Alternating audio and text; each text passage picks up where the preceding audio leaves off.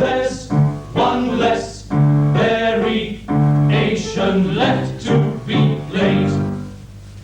Each day got through means one or two less mistakes remain to be made. Each game of chess means there's one less variation left to be played. Each day got through means one or two less mistakes remain to be made. Not much is known of early days of chess beyond the fairly vague report that 1500 years ago two brothers fought the brothers for a Hindu And throne. the mother cried, for no one really likes her ostrich fighting to the death. She begged them so to slaughter with her every friend, but sure enough her brother died.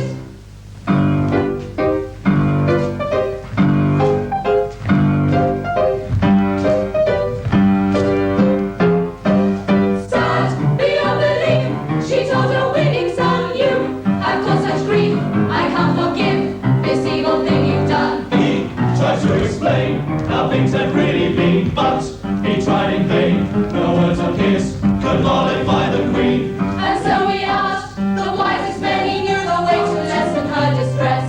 They told him he'd be pretty certain to impress by using model soldiers on a checkered board to show it was his brother's fault.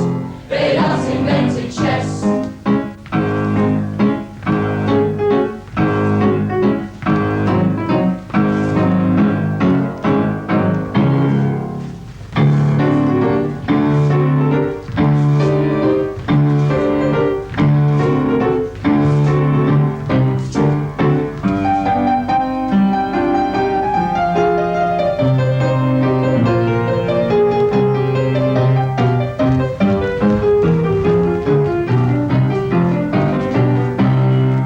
Chess is plain no inertia, soon spread to Persia, Left to be then west. The Arabs revised it, thus resigned it. To be Progressed.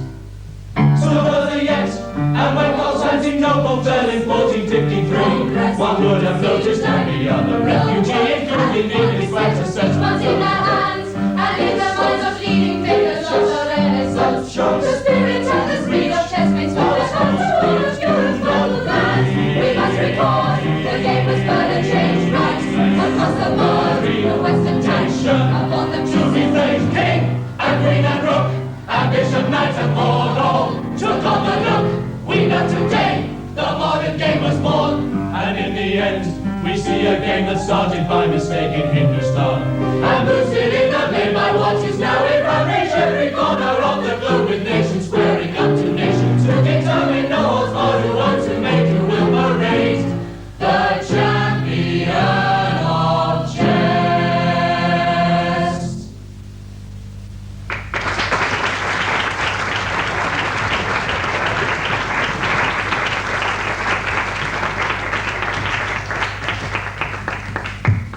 Hi! Hey, hi! Wow! All right. Nice place. Nice theatre. Good vibes. Now let's see. Audition. Yeah, get that part. Okay. My name is... Oh, shit. I forgot my name. Right. This could be construed as craziness, but I did. I forgot my name. I mean, my stage name. You see, I was going to use my stage name for this audition. For luck, it was Look, what do you care, right? My human world name is Ruby Titfer. Titfer.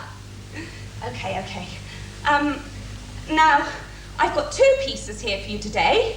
And here's the big surprise. I've got one classical piece, late greats, and one contemporary piece, dispatches from the front. Now, for my classical piece, I will take off all my clothes. Crude rube protrudes dubious boobies. Beep, beep. Okay, okay. Now, kidding and joshing aside, I will take them off. Why is this classical? Oh, surely you jest. The body is classical. Goes all the way back and front. Well, there's no argument there, eh? Naturally not. Now, in the great tradition of all auditions, you may stop me at any time. You can stop me 1 second after I start. Just yell, "Thank you, Miss Titfer." Firm but courteous, and wham bam, I stop. But when I stop my classical piece, I shift immediately into my contemporary piece, which is, full attention now, beating your head in with this hammer. Is she kidding? Well, I wouldn't like to spoil it for you, but I don't think she's kidding. So, the only problem is the options. Option A. We will let this poor, desperate, deluded girl debase herself. And I mean, will be debased, mortified. I mean, no clothes here, in front of strangers. Or option B, you can yell out, "Thank you, Miss Titfer," and find yourselves being attacked by a maniac with a hammer. And remember, Miss Titfer is fast. It'll happen in a flash. And haven't we? You caused your own deaths? Or option C. You can give Ruby Titfer this undemanding 12-line, 2-scene part, which, let me assure you, any competent, average workday actress like me could do standing on her head. So, the dialectic. You have a part. I, Titfer, need a part. I will now begin my classical piece. Watch me closely.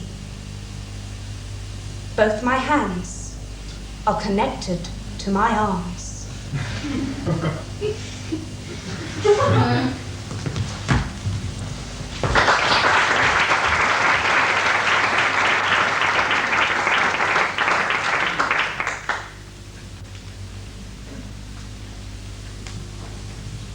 Love. No such thing. It doesn't exist. Self-interest exists. Attachment based on personal gain exists. Complacency exists. But not love. It has to be reinvented. If you care to describe what binds families and married couples together as love, rather than stupidity, or selfishness, or fear, then we'll say that love really does exist. In which case, it's useless. It doesn't help. It's for cowards. When I was in Paris, in February this year, when everything was in a state of chaos, I was staying the night in a barracks, and I was sexually assaulted by 4 drunken soldiers. I didn't like it at the time. But when I got back to Charleville, thinking about it, I began to realize how valuable it had been to me. It clarified things in my mind which had been vague.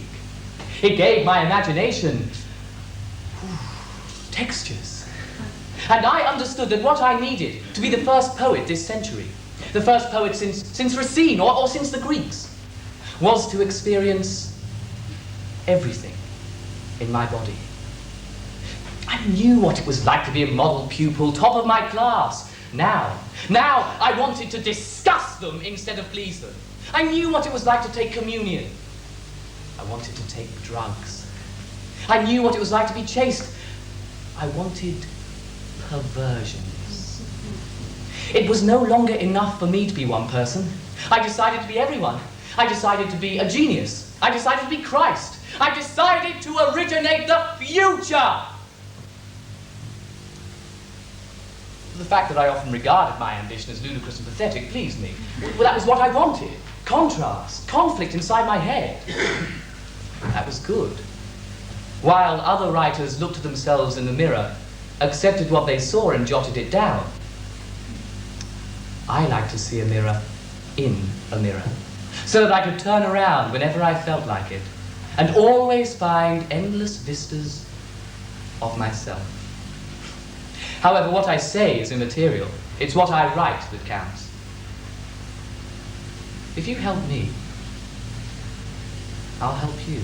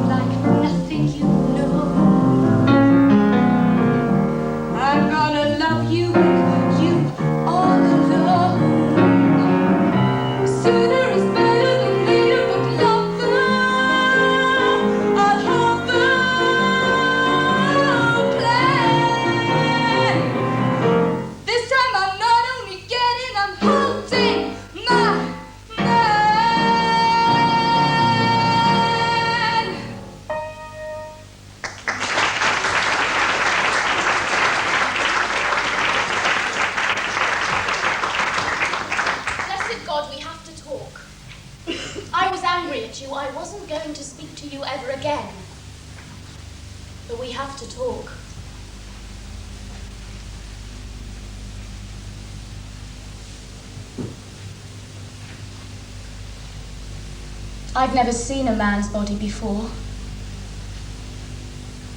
Reb Ellis, my husband, never undresses in front of me. And when he comes into bed, it must always be dark.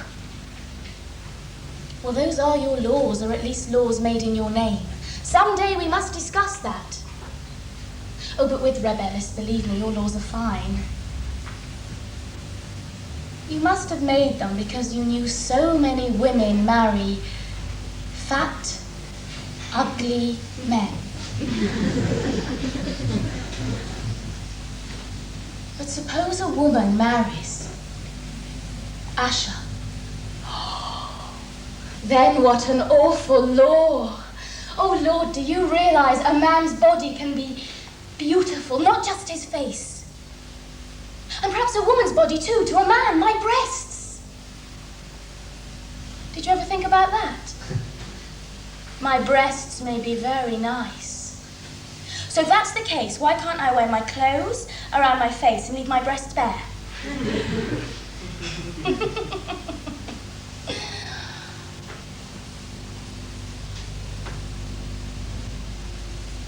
I'm having impure thoughts. Oh, am I having impure thoughts? He asked me what I was thinking. How could I tell him? He'd punish me. But he is so beautiful that now I want to believe in his Messiah. And that's not right. One thing shouldn't mix itself up with the other. Why do you make everything so confusing? I'm sorry.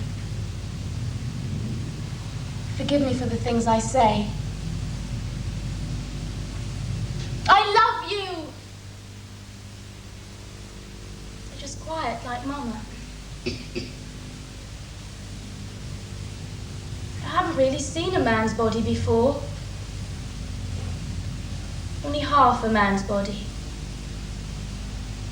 Only half.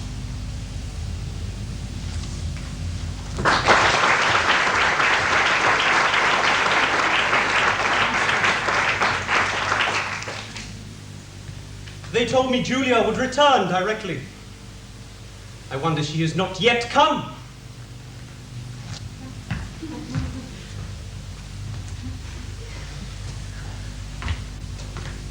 How mean does this captious, unsatisfied temper of mine appear to my cooler judgment? Yet I know not that I indulge it in any other point, but on this one subject, and to this one subject, whom I think I love beyond my life, I am ever ungenerously fretful and madly capricious. I am conscious of it, but I cannot correct myself. What tender, honest joy sparkled in our eyes when we met. How delicate was the warmth of her expression. I am ashamed to appear less happy, but I have come resolved to wear a face of coolness and upbraiding.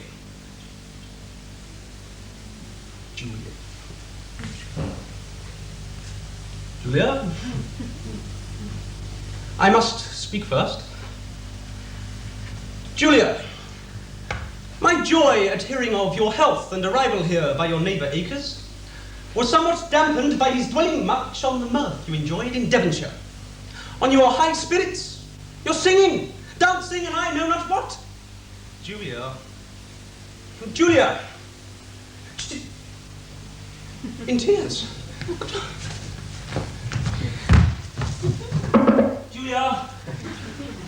Julia, stay, but for a moment, come on. Julia!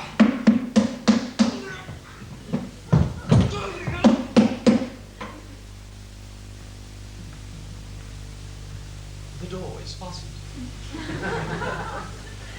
Julia, my soul. Ooh. But for a moment, I hear her sobbing. Whose death? What a brute I am to use her thus. Yet stay. Aye, she's coming now. How little resolution there is in a woman. How few soft words can turn them. No, Faith, she's not coming either. Julia, my love, say that you'll forgive me. Come but to tell me that. Now, this is being too resentful. Say. She is coming too. I thought she would. No steadiness in anything. Her going away must have been a mere trick then. She'll not see that I was hurt by it. I'll affect indifference.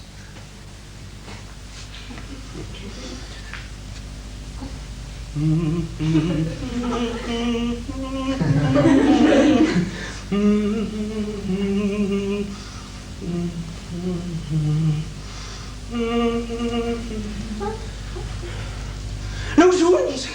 She's not coming either, nor don't intend it, I suppose. This is not steadiness, but obstinacy. Yet I deserve it. What? After so long an absence, to treat her thus at first meeting. That was barbarous and unmanly. I should be ashamed to see her now. I'll wait until her just resentment is abated. And if I treat her thus again, may I lose her forever, and instead be linked to some antique virago, whose gnawing passions and long-hoarded spleen shall make me curse my folly, half the day and all the night.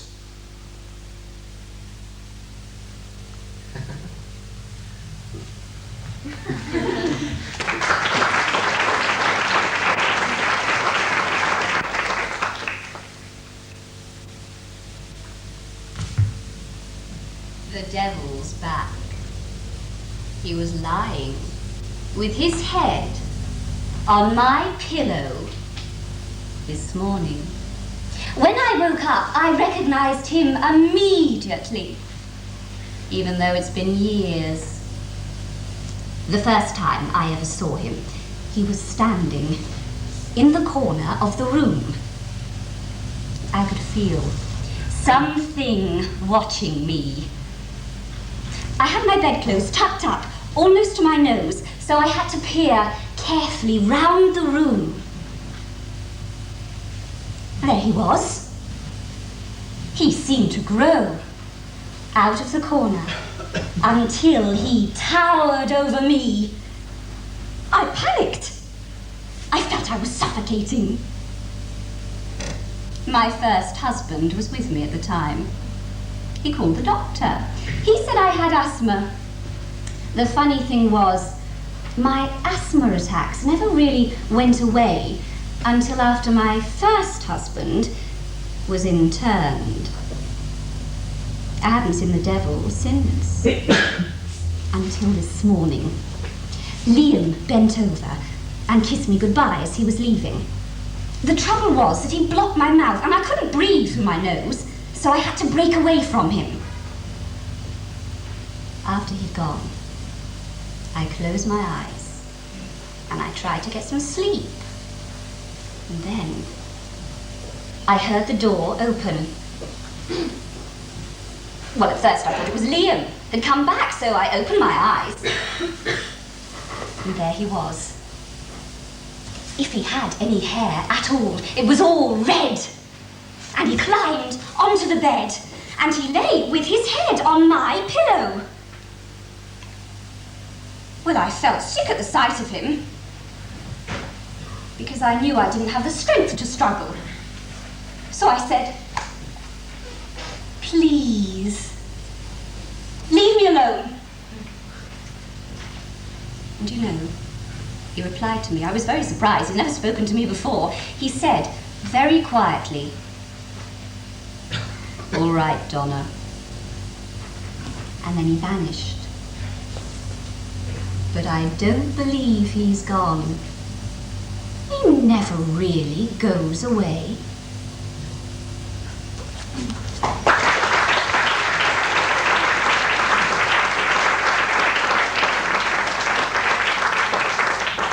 Well, Velma, things ain't what they used to be. They sure ain't, matron. They sure ain't.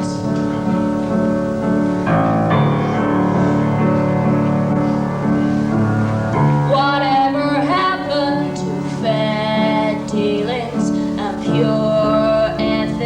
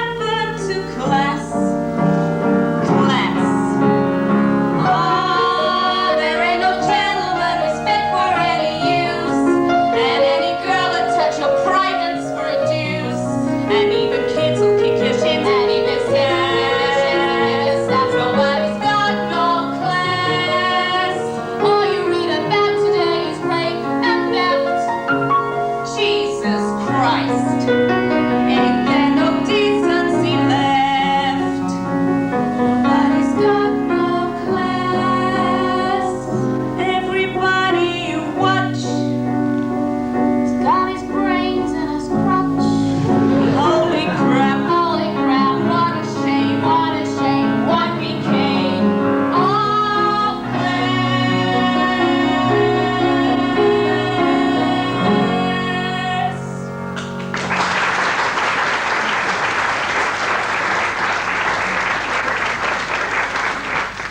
The kings of Egypt were gods.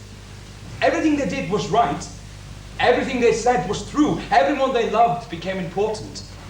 And when they died, they grew faces of gold.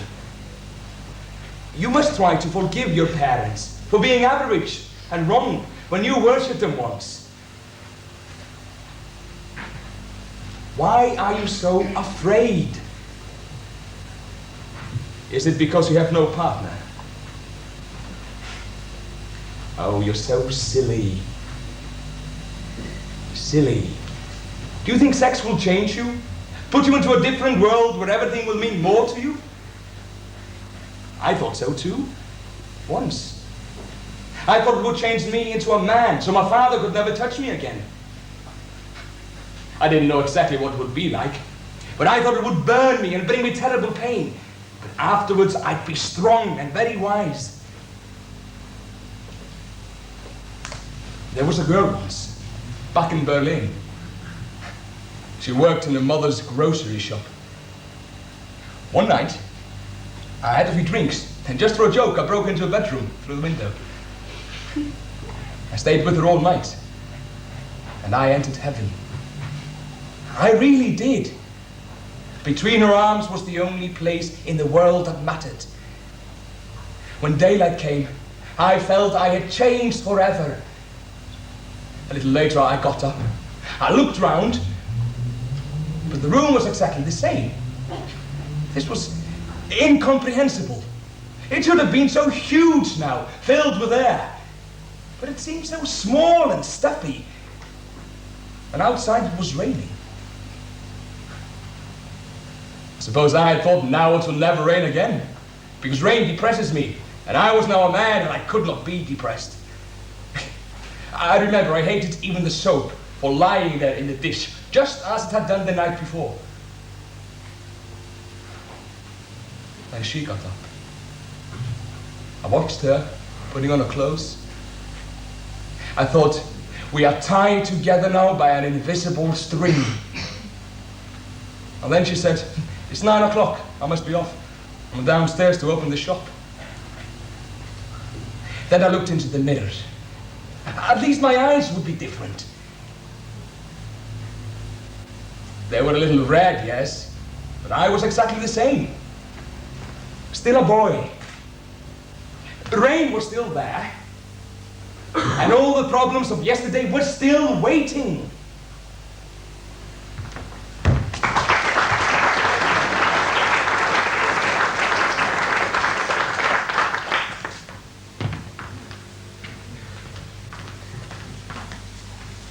Well, here I am. At last. What a super place. Is this for sitting on? Or would you mind if I... Thanks very much. I'm sorry if I'm looking a bit of a... I must do a bit, sorry. Anyway, let me tell you about me. I'm originally an actress. I still am, actually. Only I also model to keep the wolf occasionally from the door. And I've been doing this escort thing lately, which has been very interesting. Only I understood you didn't just want an escort, you wanted something slightly more. That's probably why they thought of me. I did have my photos and CVs to show me, only they took my briefcase. It wasn't as if there was anything in there. Sorry. Anyway, I understood this was just an initial interview. Mrs. Hope Fitch from the agency said you just wanted to look at me, see if I was suitable. But I believe the actual job's not for a week or so. Have I got that right? Sorry. Do you want me to walk up and down for you? Give you a more overall course I don't know quite what you're looking for, so it's a bit... I'll stand up. There. 5'2" and a bit. I can lose a bit more weight if you like, I'm a bit over my usual. I'll walk about for you, in case you need me to walk.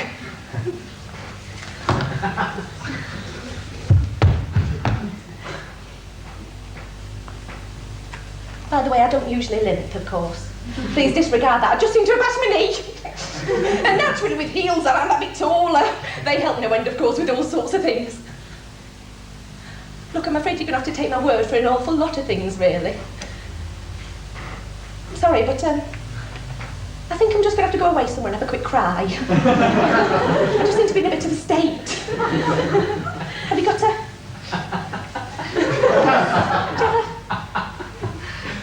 Be as quick as I can. So sorry.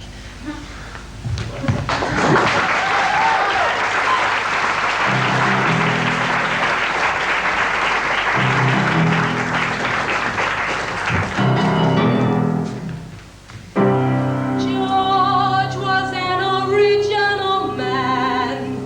He did not want to change human life. He rejoiced in the way we are made. He did not look forward to heaven. He was happy with the earth. He loved and understood the flesh. Why love? He lived for today and firmly believed if death were given a voice, that voice would scream through the sky. Live while you may, for I am coming.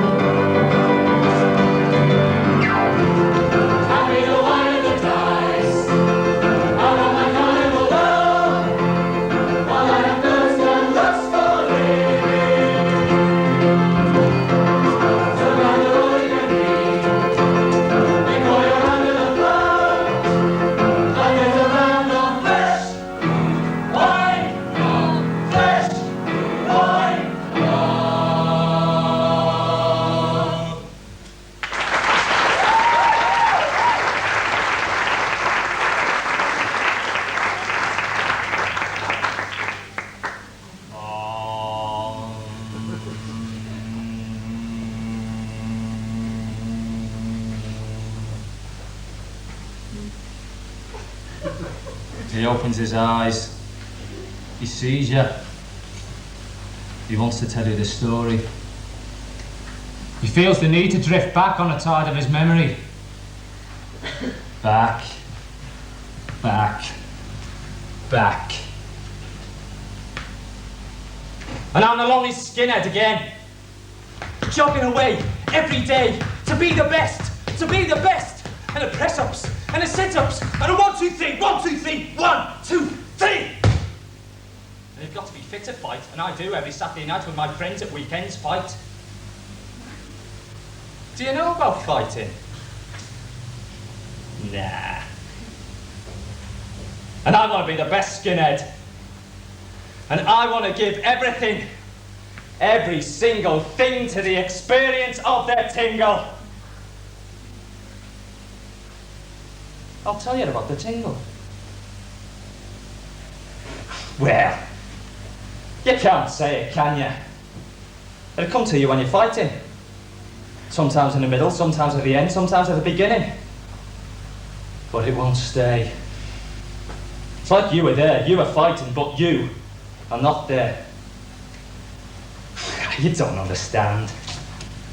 Anyway, once you've had it, you need it. And I thought that's all there was until that night. Right. Should I tell you about that night? Nah. I'll show you. I came up the disco. Last man to leave. All my lads had gone. I'd been talking to Mickey Isherwood, the bouncer. Seriously. And then I saw him. Skins. Bolton boot boys. Skinheads. Some sitting on the wall. Some standing. I moved off to the right. Hey, cunty, dickhead, come here!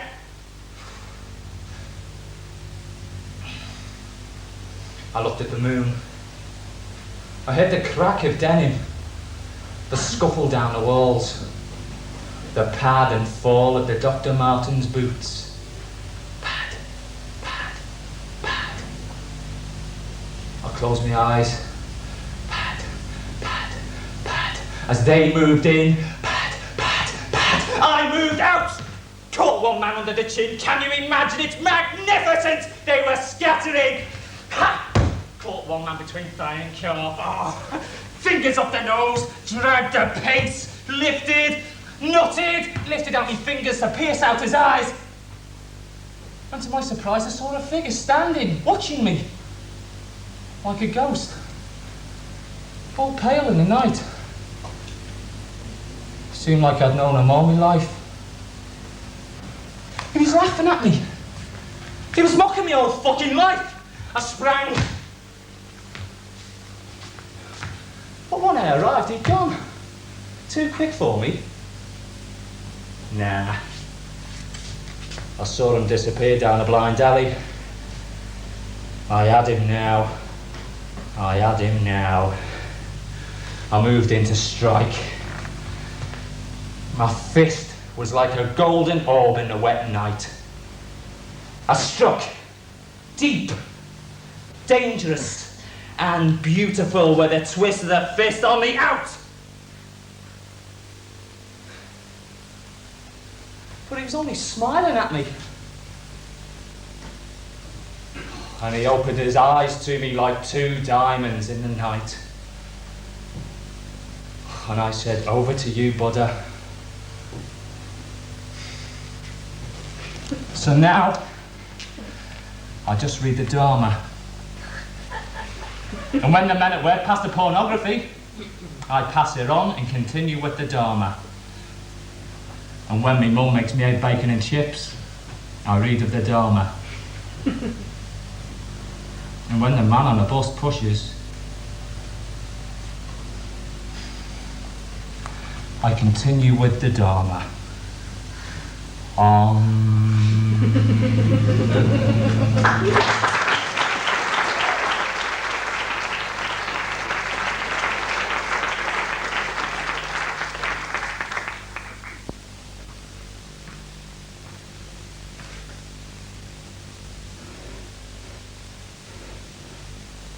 captive I held for 18 years. Mary Stuart. We are Elizabeth Regina, rightful Queen of England. The ships of Spain were here, the multitudinous seas encumbered quite. And on my side, a clutch of pirates, earth's mere scum enlisted but for drink. Turn, my sweet hellhounds, turn and hear me speak. Not all that crap. Hear me, you common cry of curs. Now hear Elizabeth, you vagabonds and bastards. I am no taper of true virgin wax. I feed on fear like you, taste bile, need blood. My father was the first to call me bastard, but so what? I live, I rule. Elizabeth expects each man this day to fight for booty. Now, if you will not, I'll be up your arses with a fiery torch. I need no heroes. What makes a hero but the happy accident of time and place? A thief upon the winning side, who writes his own deeds in the shifting sands of history. I need to see the English Channel foaming with Spanish blood. Now, God, stand up for bastards!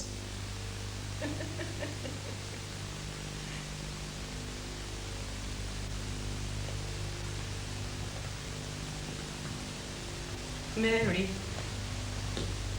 cease your smiling, for we have in our hands a piece of paper, the which will give us peace in our own time.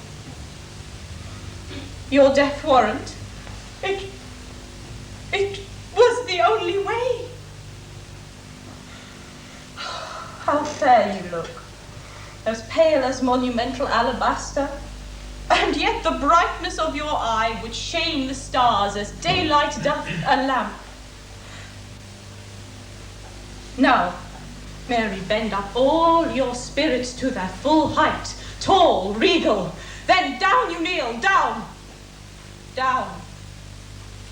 Your hair glistering like phaeton. Tie it back. I pray you, sir, undo this button. Look at your audience, Mary. Where are their smiles now? Watch! I order you to watch! Let the great axe fall. The hiss. Useless idiot, clumsy butcher! She lives yet! Strike again. At last. Cover her head. Its eyes accuse. She died slow. It's a trap. Here's hell. Here's darkness. Here is the sulphurous pit. This isn't Mary's head. It is my head. It is my head. It is my head.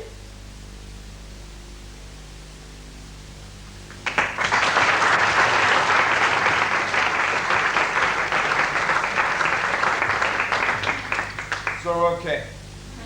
So I'm over in a hotel in the pancake house off the lobby.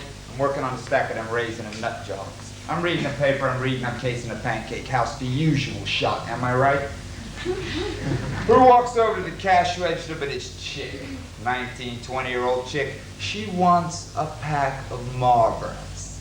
Gets the smokes and does this number about how she forgot her purse up in her room. Yes. So I go over. I ask her, can I front her for the cigarettes? She says, no. I can't. Then she says, well, all right, and would you like to come up to my room and I will pay you back for the cigarettes? So anyway, up we go. But then what shot does she up and pull? The shot she up and pulls is the following two things. She says, A, I think I want to take a shower. Yes.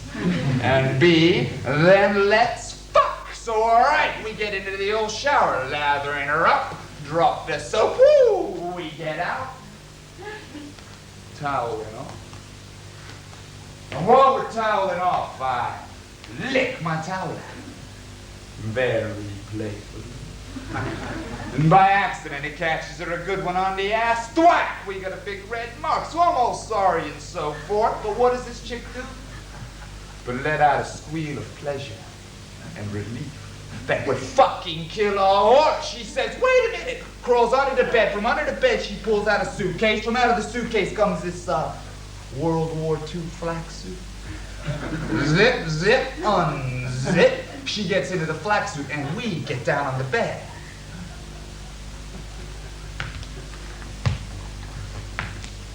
But the shot is, while we're fucking, she wants me every 30 seconds or so to go boom at the top of my lungs. So we're humping and bumping and greasing the old flak suit, and every once in a while I'm going boom, and brought her to bed. She starts in on me. Turn me over, she says. So I do. So she's on her stomach and I'm on top. In the middle of everything, she slithers over to the side of the bed, picks up the house phone and says, give me room 511. Who are you calling? I say. A friend, she says. So okay. They answer the phone. Patrice, she says. It's me. I'm up here with a friend and I could do with a little help. Could you, help me out?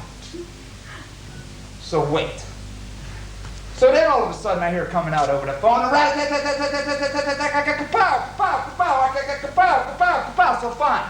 I'm pumping away. The chick on the other end is making airplane noises. Every once in a while I'm going boom, and the broad of the bed, she's going crazy. She's moaning and groaning, about to go the whole long round here. Humping and bumping, screaming, Red Dog 1 to Red Dog Squadron! Red Dog 1 to Red Dog Squadron! And all of a sudden she screams, wait! Shit. She wiggles out, leans under the bed, pulls out a 5-gallon jerry can, opens it up. It's full of gasoline.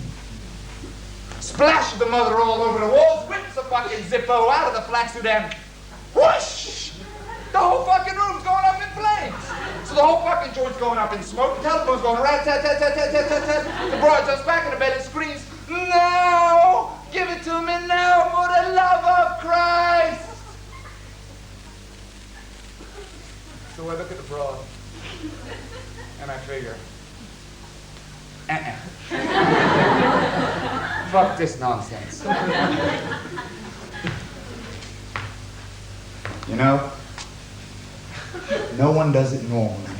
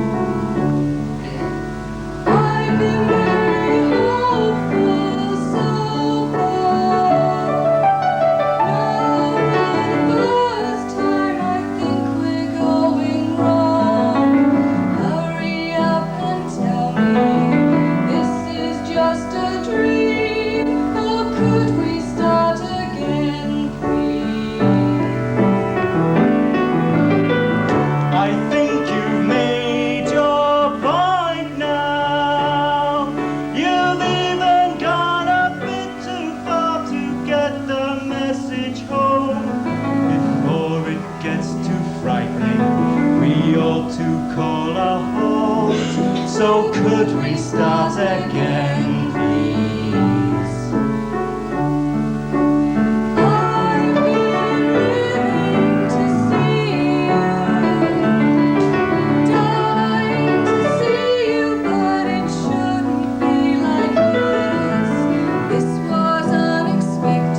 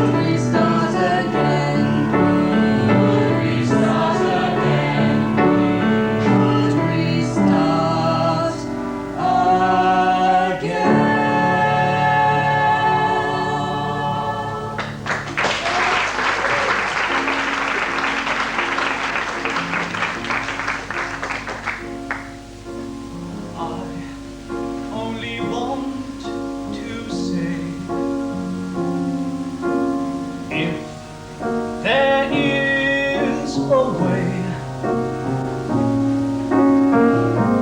Take this cup away from me, for I don't want to taste its poison. Feel it burn me. I have changed. I'm not as sure as when we started. Then I was inspired. Now I'm sad and tired. Listen, surely I've exceeded expectations. Tried for 3 years. Seems like 30. Could you ask as much of any other man? But if I die, see the saga through and do the things you ask of me. Let them hate me, hit me, hurt me, nail me to their tree. I wanna know, my God, I wanna know, my God, I wanna see, my God, I wanna see, my God, why I should die. Would I be more noticed than I ever was before? Would the things I've said and done matter anymore? I'd have to know, my Lord. I'd have to know, my Lord. I'd have to see, my Lord. I'd have to see, my Lord. If I die, what will be my reward? If I die, what will be my reward? I'd have to know, my Lord. I'd have to know, my Lord. Why should I die? Why should I die? Can you tell me now that I would not be killed in vain? Show me just a little of your omnipresent brain. Show me there's a reason for you wanting me to die. You're far too keen on where and how, and not so hot on why. Alright, I'll die. Just watch me die. See how I die. See how I die.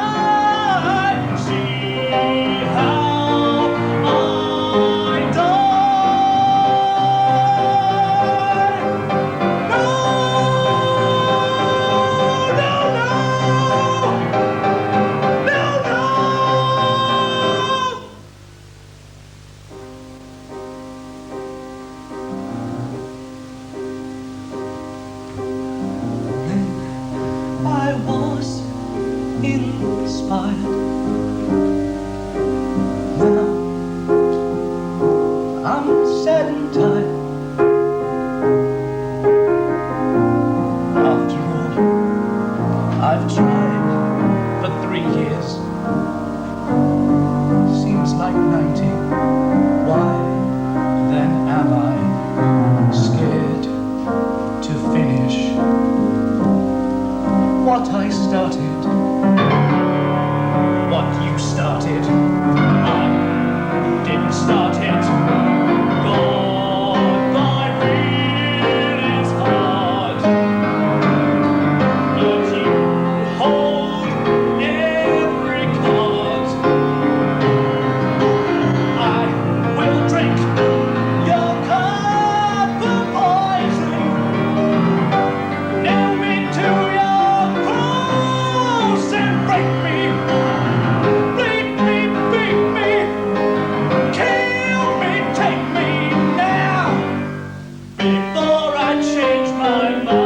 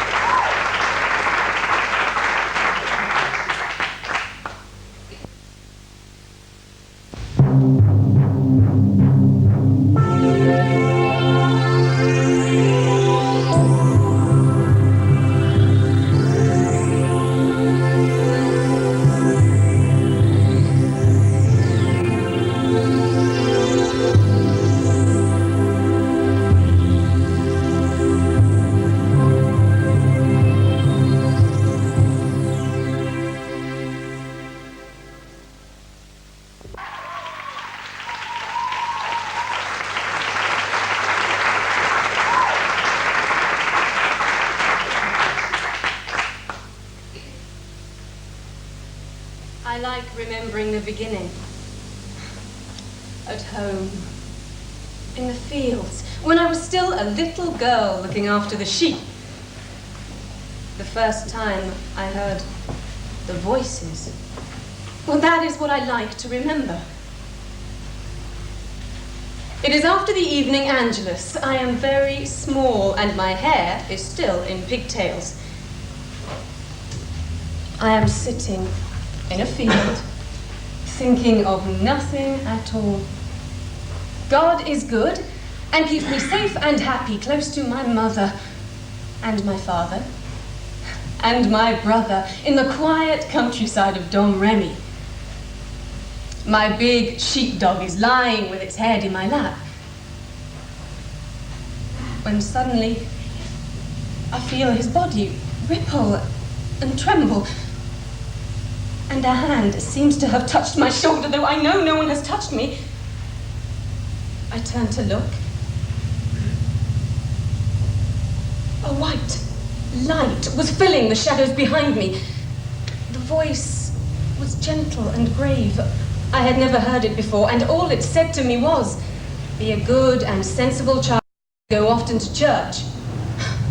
But I was good, and I did go to church often, and I showed I was sensible by running away to safety. I said nothing about it when I got home, but after supper, I went back. The moon was shining on the white sheep, and that was all the light there was. And then came the second time. The bells were ringing for the noonday Angelus, and the light came again, but brighter than the sun, and this time I saw him. A man in a white robe with two white wings reaching from the ground to the sky. He didn't tell me his name, but later I found out that he was the blessed St. Michael. Joan, go to the help of the King of France and give him back his kingdom. You haven't looked at me. I'm only a young peasant girl, not a great captain who can lead an army. You will go and search out Robert de Baudricourt, the governor of the Vaucouleurs. He will give you a suit of clothes to dress you like a man, and he will take you to the Dauphin. St. Catherine and St. Margaret will protect you. Please, please have pity on me. I am only a little girl. I am happy here, alone in the fields. I have never had to be responsible for anything except my sheep. If you will only look at me, you will see I am small and ignorant. The realm of France is too heavy, sir. But the king has famous captains, as strong as you could need, and they're used to doing these things. If they lose a battle, they just cross all the dead men off their roll. But I should always remember I had killed them. Please, have pity on me. No such thing. No pity. He had gone already, and there I was, with France on my shoulders.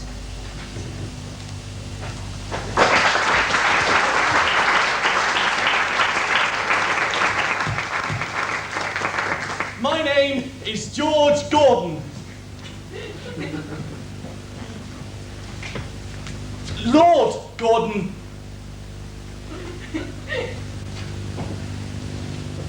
Nothing. No reaction. No one's interested.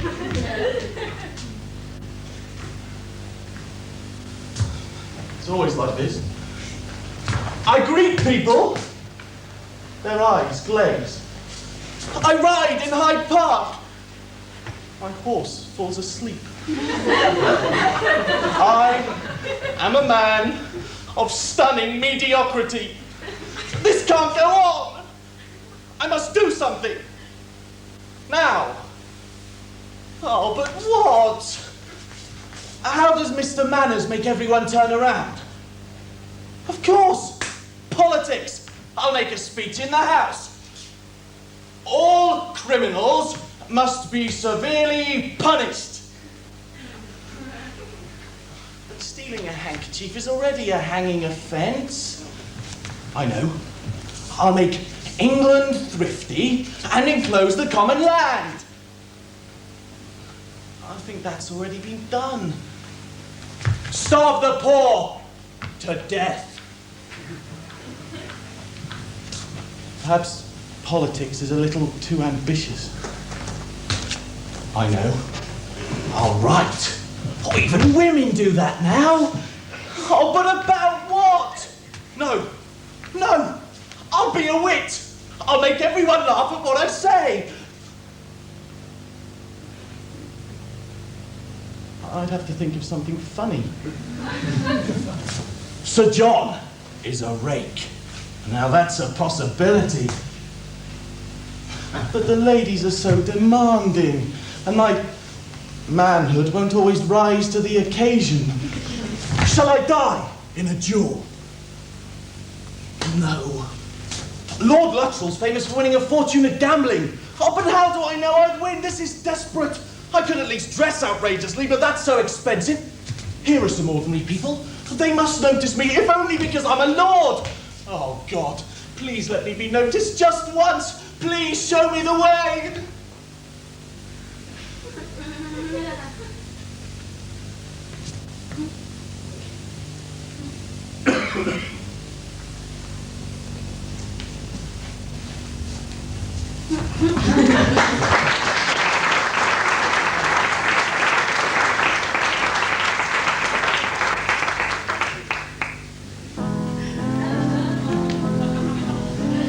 Did I abuse her or show her disdain? Why did she run from me? If I should lose her, how shall I regain the heart she has won from me? Agony beyond power of speech, when the one thing you want is the only thing out of your reach. High in her tower, she sits by the hour, maintaining her hair, blithe and becoming, and frequently humming a light-hearted air. Agony, far more painful than yours, when you know she would go with me, if there only were doors. Torture they teach. What's as intriguing or half so fatiguing as what's out of reach? Am I not sensitive, clever, well-mannered, considerate, passionate, charming, as kind as I'm handsome and heir to a throne? You are everything maidens could wish for. Then why no? I know the girl must be mad. You know nothing of madness till you're climbing her hair and you see her up there in the dim room all the time hearing her.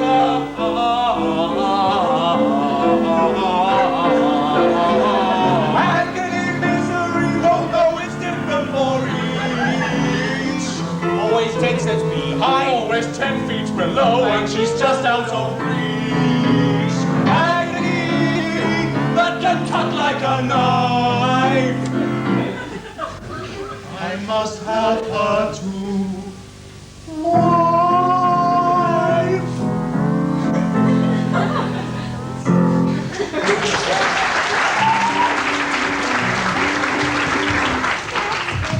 Not to delay or be misled.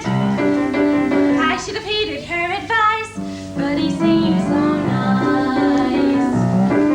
And he showed me things, many beautiful things that I hadn't known before. They were off my path, so I never had dared. I had been so careful, I never had cared. And he made me feel excited, but excited and scared. And I know things now, many valuable things that I hadn't known before. Do not put your faith in the cape and the hood. They will not protect you the way that they should. And take extra care with strangers. Even flowers have their dangers. Look, scary is exciting. Nice is different than good. Into the woods, it's time to go. I came to leave, I have to go. Into the woods, it's time, and so I must begin my journey. Into the woods.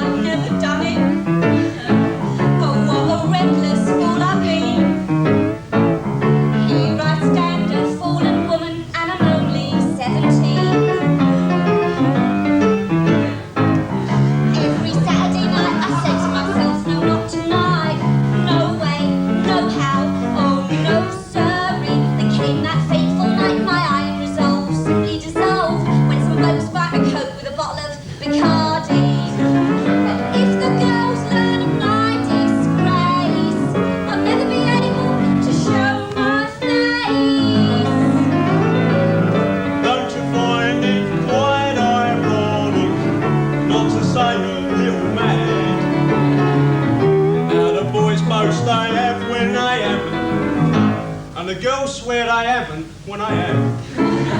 How I wish I'd never done it. I think about it such a lot. What will I say to Mr. Right? It's no wonder I've lost touch. How can I, with a clear conscience, walk up the aisle dressed in white?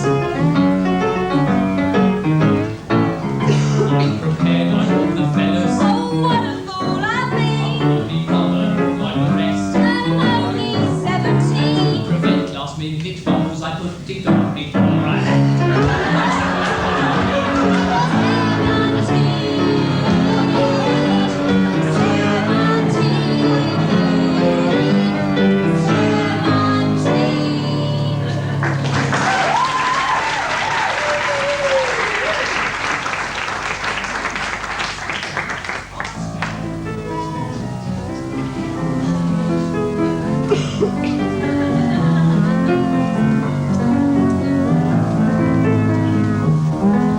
I stand transfixed with fear and dread. Should I ask her to dance?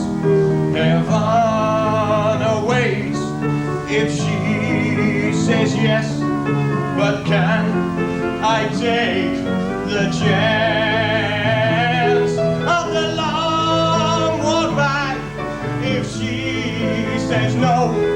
Across the empty floor, the knowing looks, the mocking eyes would cut me to the core. I've seen so many brave young men set out so proud and strong, returning bent and shuffling wrecks, their nerve and manhood gone. Oh God, I humbly beg from you 1 minute of your time. Will her answer be yes or no? Please God, give me a sign.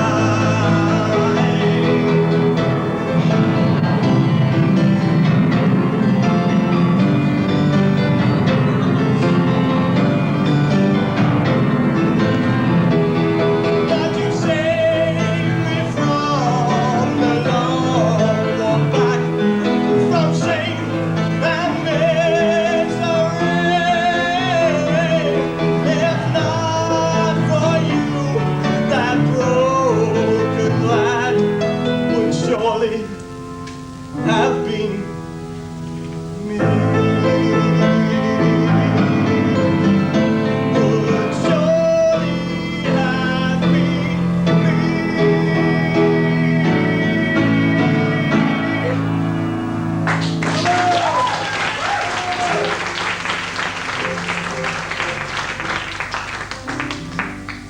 I wish I had a figure like Twiggy, so self-like, so incredibly clean.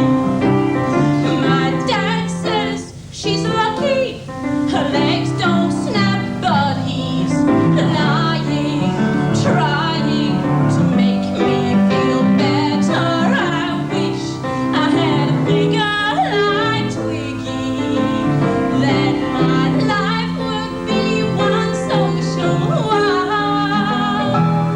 But gee, I'm fed up, 'cause with my 36 D cup, I'm just an old-fashioned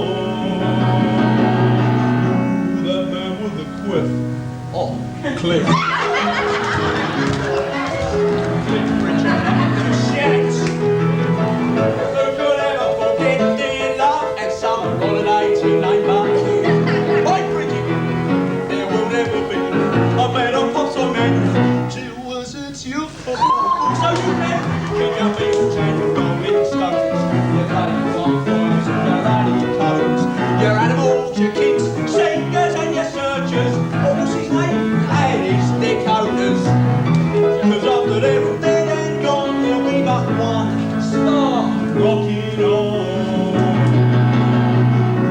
That man with the cliff. Oh, Cliff. Cliff Richard and the shit. So we're talking about Cliff and his four legs. Cliff Richard and the Shack. 2, 3, 4.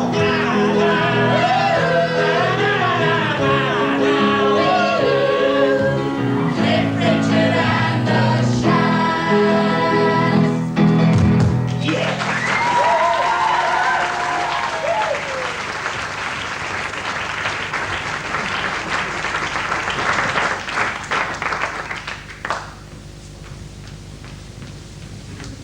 My first audition.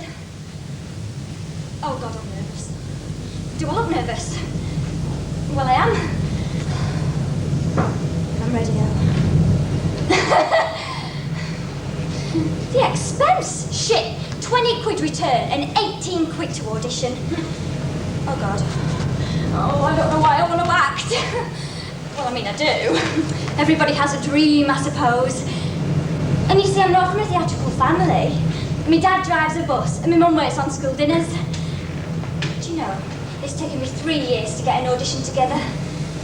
Oh God, I hope I don't blow it. I mean, I've read some books and that. I'm not thick, but I think plays are boring. I watch a lot of videos though. Keep your fingers crossed for me, won't ya? I'm doing a speech, but it's not from a play. It's something that I've put together myself. Right, it's called The Smile.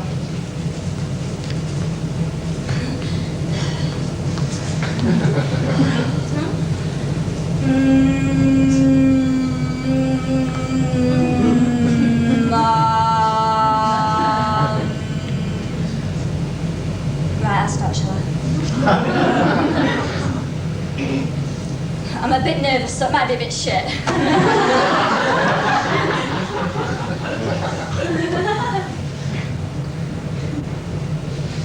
She'd been in hospital for about 4 days. She was 70. She went into hospital for a hysterectomy. The operation had been a great success. I went to see her. She looked great. She even showed me the stitches. She's my gran, by the way. So at work, I was having a laugh and a good time. And then they rang the hospital. Said that she'd had a stroke. So I went on the bus to see her. I felt sick travelling all that way on the bus. She was on the 6th floor. I remember that. In a side cubicle, in a ward full of old ladies. I walked into the room, and my mum and dad were looking out the window, looking across the parkland of the hospital. My auntie and uncle were there, looking out of the window. They were crying. My gran was laid in bed. Half of her face was all blue and deformed. Her mouth was all twisted and taut. She looked at me and tried to smile. I remember the crying in the background. She tried to speak, but said nothing. She just laid there. "Hello, Gran," I said. "Hello, what's all this bloody nonsense about having a stroke, eh?" She just smiled at me. She just smiled.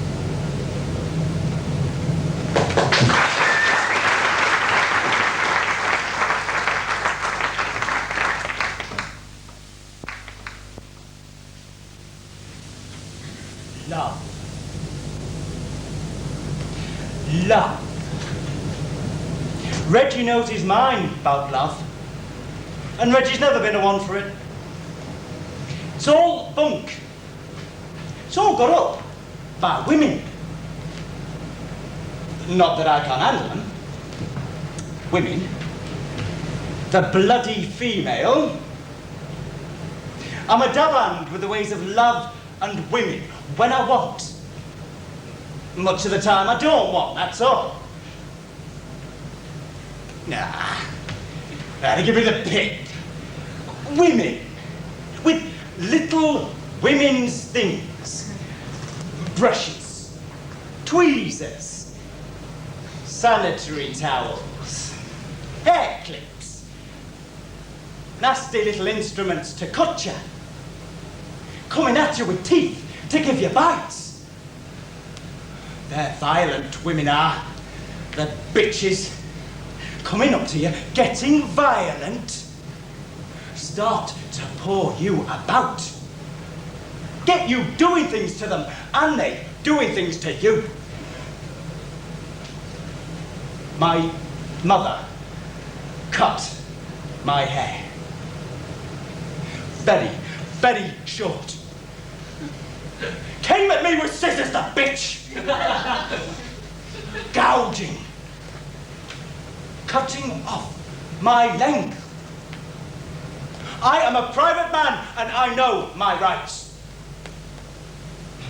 I am also a dark horse. Women, women, women, they're on the lookout. Women out at night for men. Scissors in their handbags to cut you off. Slice you where you're private. Each tit a nail to make you bleed. Each mouth a mousetrap. And each cunt a bacon slicer. Whittling manhood away. A woman's body that's a machine for death.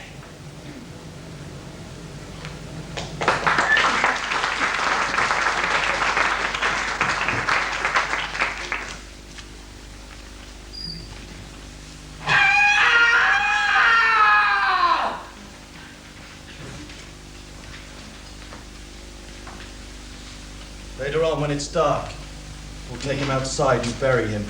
Well, of course, we could do that. I don't suppose any relatives are going to come poking round looking for him. But you know me. Bright ideas just pop into my head. And I was thinking, seems a downright shame. Seems an awful waste. Such a nice plump frame. What's his name as? The has. Nor he can't be traced. Business needs a lift. Debts to be erased. Think of it as thrift, as a gift, if you get my drift. No? Seems an awful waste. I mean, with the price of meat, what it is, when you get it, if you get it. Good, you got it. Take for instance Mrs. Mooney and a pie shop. Business never better using only pussycats and toast. Now a pussy's good for maybe 6 or 7 at the most. And I'm sure they can't compare as far as taste. Mrs. Lovett, what a charming notion. Well, it does seem a waste. There's always Mrs. Lovett. It's an idea. Mrs. I'll never know. Think about it. Not the rubbish gentleman will soon be coming for a shave. One day, think of What's the sound of the world out there? What is it, Todd? What is it, Todd? What is that sound? Those crunching noises pervading the air. Yes, Mr. Todd, yes, Mr. Todd, yes, all around. It's man-devouring man, my dear. And who are we to deny it here? These are desperate times, Mrs. Lovett, and desperate measures are called for. Here we are, hot from the oven. What is that? It's priest. I'm a little priest. Is it really good? Sir, it's too good at least. Then again, I don't gum, it sins off the flesh. So it's pretty fresh. Awful lot of fat. Only where it's sat. Haven't you got poet or something like that? Now you see the trouble with poet is how do you know it's deceased? Try the priest. Heavenly. Not as hearty as Bishop perhaps, but not as bland as curate either. And good for business too. Always leaves you wanting more. Trouble is, we only get it on Sundays. Lawyers rather nice. If it's for a price. Order something else though to follow, since no one should swallow it twice. Anything that's lean. Then if you're British and loyal, you might enjoy Royal Marine. Anyways, clean. Though of course it takes on wherever it's been. Is that squire? Come on the fire. Mercy, no sir, no closer, you'll notice it's closer. Look thicker, more like vicar.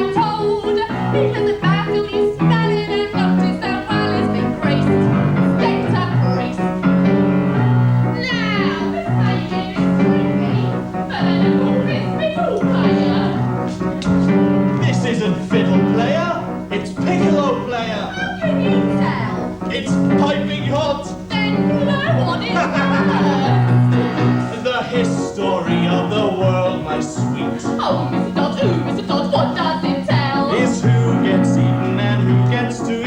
And Mr. Dodge, too, Mr. Dodge, who gets to sell? But fortunately it's also clear That everybody goes down with him. Now, since Marine doesn't appeal to you, how about Rear Admiral? too salty. I prefer general. With or without his private, with his extra. What is that? It's fop. Finest in the shop. Oh, we've got some shepherds by beverage with actual shepherd on top. And I've just begun. Here's a politician so oily is served with a doily, not one. Put it on a bun. Well, you never know if it's going to run.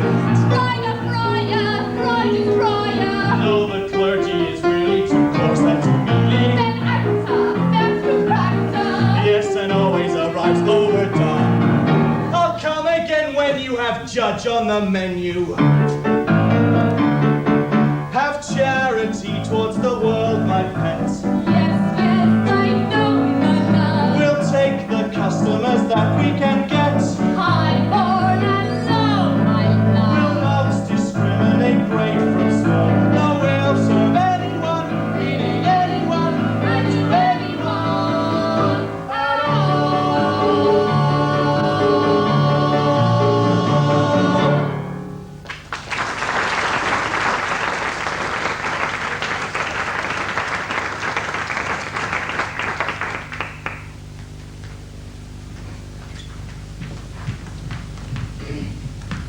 Do you want to know how I discovered love? Real love? Well, it wasn't with my husband. Not him. I met this boy. I'd said to my husband, look, I'm tired of being just a housewife. I want to do something intellectual for a change. I could learn a language. Maybe Italian. Because if we ever go to Italy, they talk it like mad over there. All of them. All the time. Why not? He said. Good idea. And he brings me home this Italian boy. 20 years old. A dropout from university, spoke wonderful Italian. Well, we began our lessons. And in no time at all, I realized that this boy was madly in love with me. Oh, it was all so sensitive, so spiritual. There'd never been anything like that in my life before. All I knew about was my brother-in-law grabbing me and my husband functioning with me. But I said to myself, are you sliding towards sin? And I gave up Italian. I've got to forget him, I said. So I started to drink Tia Maria. Yuck, so bitter. But I forced it down like medicine. Anyway, weeks passed and I'm still drunk on Tia Maria and the doorbell rang. It was the boy's mother. I didn't know where to put myself. Then she said, forgive me, but my son is dying of love for you. He can't eat, he can't sleep, he can't drink. Oh, save his life. At least come and see him. What could I do? I went. I came into his room, and there he was in bed. So thin, so white. He burst into tears, I burst into tears, his mother burst into tears. And she went out. He hugs me. I hug him. He kisses me. I kiss him. And then, stop! Listen, I said. I like you too. I'm not ashamed to say it. As a matter of fact, I love you. I love you. I love you. I love you! The Tia Maria. I love you, but I can't make love with you. I've got 2 children, one a husband and a brother-in-law. Well, he jumped out of bed, naked. Oh, how naked he was. He grabbed a knife that happened to be there at the time and held it against his throat. He said, if you won't make love with me, I'll kill myself. I'm not a murderess. So I got undressed and made love. Oh, it was so beautiful, so delicate. Those kisses, those caresses. God bless that knife.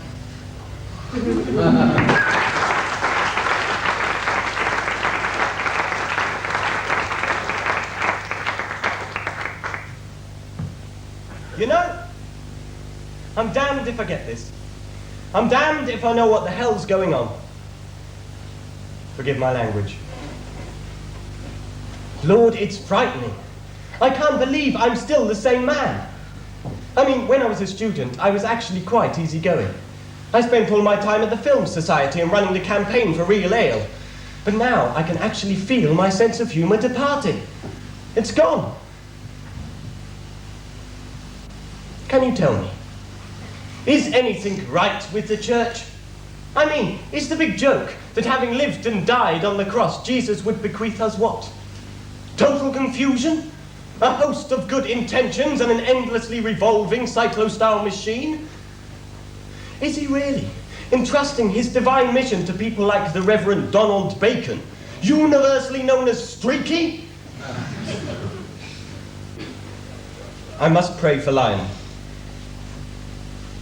Lionel. I've tried to change him, tried to discuss his approach.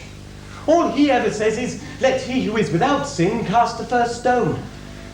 We can say that forever, but what do we do? Nothing!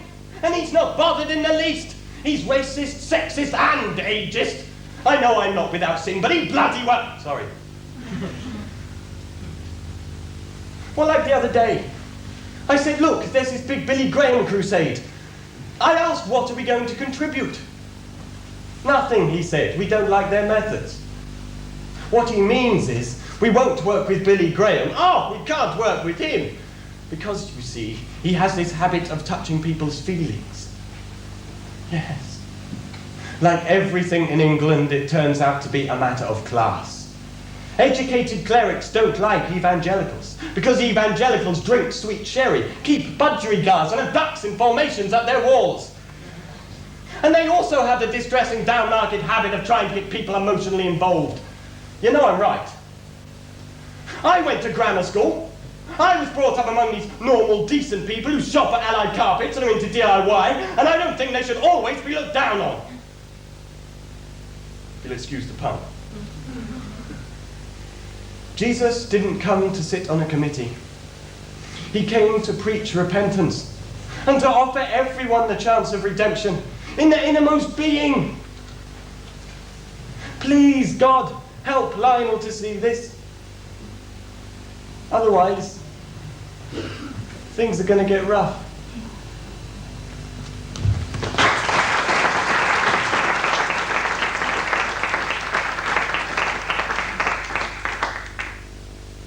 I know you're going to go.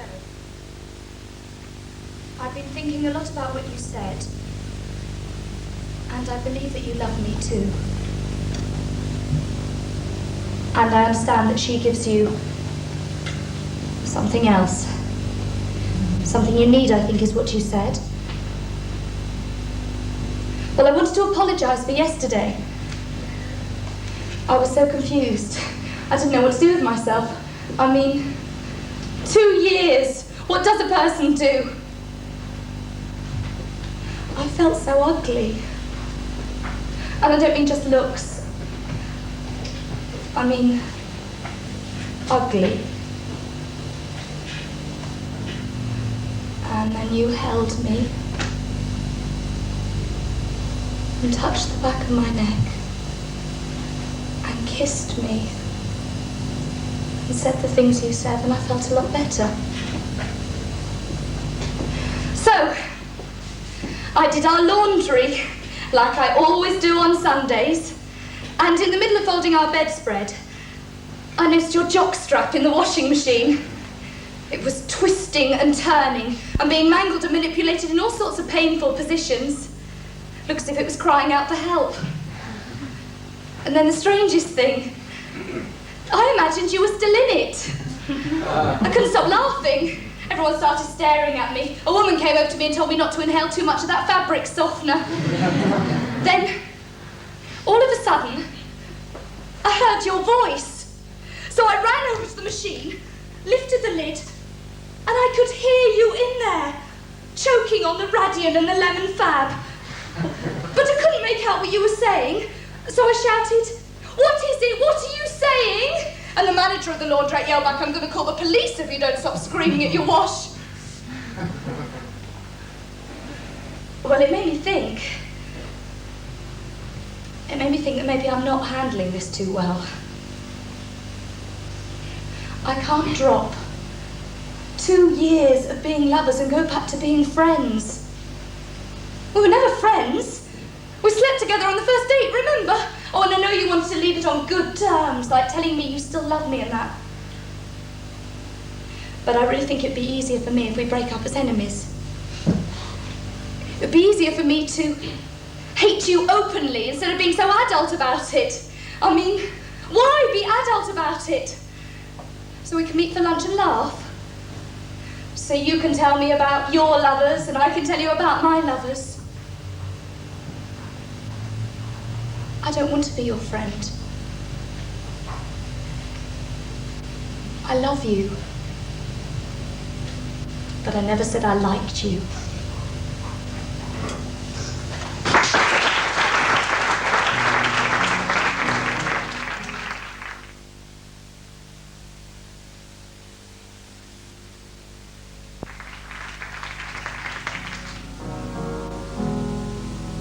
What can you lose? Only the blues. Why keep concealing everything you're feeling? Say it to her. What can you lose? Maybe it shows she's had clues which she chose to ignore. Maybe though she knows and just wants to go on as before,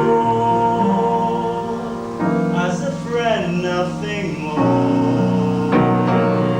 So she closes the door. Well, if she does, those are the dues. Once the words are spoken, something may be broken. Still you love her. What can you lose? But what if she goes? At least now you have part of her. What if she had to choose? Leave it alone. Hold it all in. Better a bone. Don't even begin with so much to win. There's too much to lose.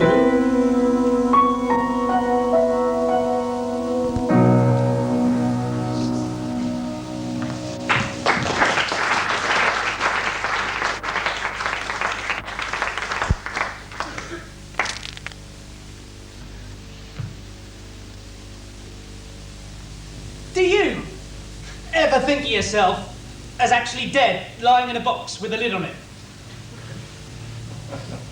No, nor do I really. Silly to be depressed by it. I mean, one thinks of it like being alive in a box. One keeps forgetting to take into account the fact that one is dead, which should make a difference. Shouldn't it? I mean, you'd never know you were in a box, would you? It would be just like being asleep in a box. Well, not that I'd like to sleep in a box, mind you. Not without any air. You'd wake up dead, for a start. And then where would you be? Apart from inside a box. That's the bit I don't like, frankly. That's why I don't think of it. Because, I mean, you'd be helpless, wouldn't you, stuffed in a box like that? Especially without any air. I mean, you could be in there forever. Even taking into account the fact that you're dead. Really, ask yourself, if I asked you, straight out, right, I'm going to stuff you in this box now, would you rather be alive or dead? Ah. Naturally, you prefer to be alive. in a box is better than no life at all. I expect. You could lie there thinking, well, at least I'm not dead. In a minute, someone's going to bang on the lid and tell me to come out. Hey you, what's your name? Come out of there! I wouldn't think about it if I were you. You'd only get depressed. Eternity is a terrible thought. I mean, where is it going to end?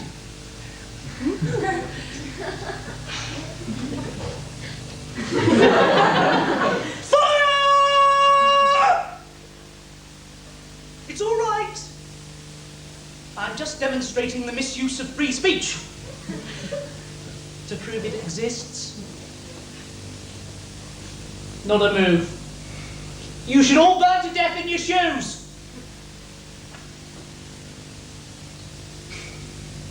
That's it then, is it? The sun's going down, or the earth's coming up, as the fashionable theory has it. Not that it makes any difference.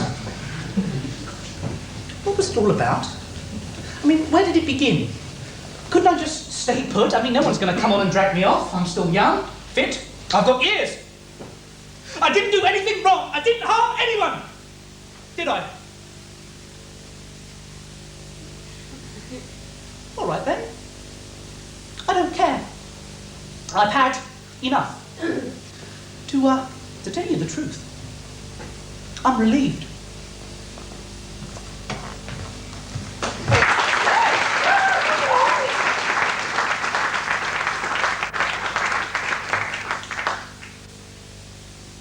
I don't believe you've met my husband, Marshall. He's a psychiatrist. Yes, quite a conversation stopper, isn't it? People are always intrigued to know the ins and outs about his home life. You know, like the fascination we all have with the clergyman who embezzles the collection, or the policeman who murders prostitutes. But unfortunately, Marshall is typically sane. Oh, of course, he has his little routine and rituals. And as for sex, well, my dear, you can imagine how paranoid psychiatrists are about that. When we were first married, we used to go to the Greek islands for our holidays. And I adored making love on the beach. But Marsh, poor love, was absolutely, obsessionally preoccupied with the fear of getting a grain of sand under his foreskin. He thinks magazines like Forum are where it's at.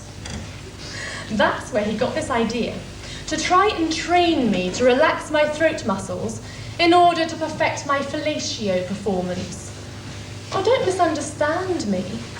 It's not that I don't enjoy risking my life. It's just that I do make it a little rule that I derive some pleasure from it. We've got 2 children, and Marsh worked himself into a state of psychosis in case they were born with 1 testes too few or too many. But despite all fears, they're both terribly normal. Oh yes, they're both boys. Pigs. Oh, don't tell me, darling.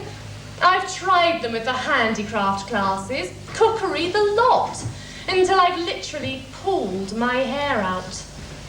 Still, I must be fair. They're not all bad. The youngest, he's 8. Burnt the scout hut down last week, so there's hope yet. Of course, we have someone who takes the tedium out of housework. You know, our little treasure. Does that sound exploitative? Frankly, I'm bored out of my mind.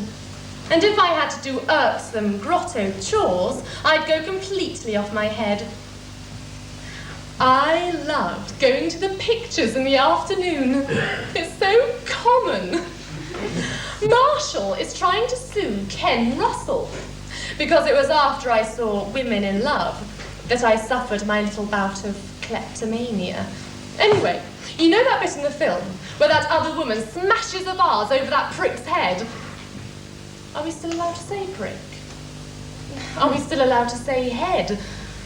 God, this modifying of man-made linguistics has got us all confused. Anyway, to cut a long story short, I lifted a baccarat paperweight from Liberty's. Quite what I had in mind, I don't know. But one of our solicitor friends got me off the hook by saying I'd had a bad day. Between you and I, Marshall has begged me to divorce him. Why should I? I don't want to live in some poky little flat where some social worker might try and certify me for being batty. No thanks. I like being posh.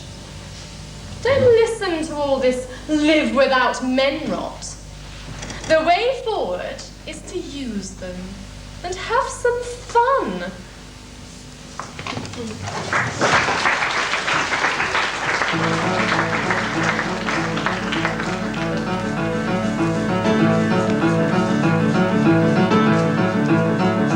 It's astounding.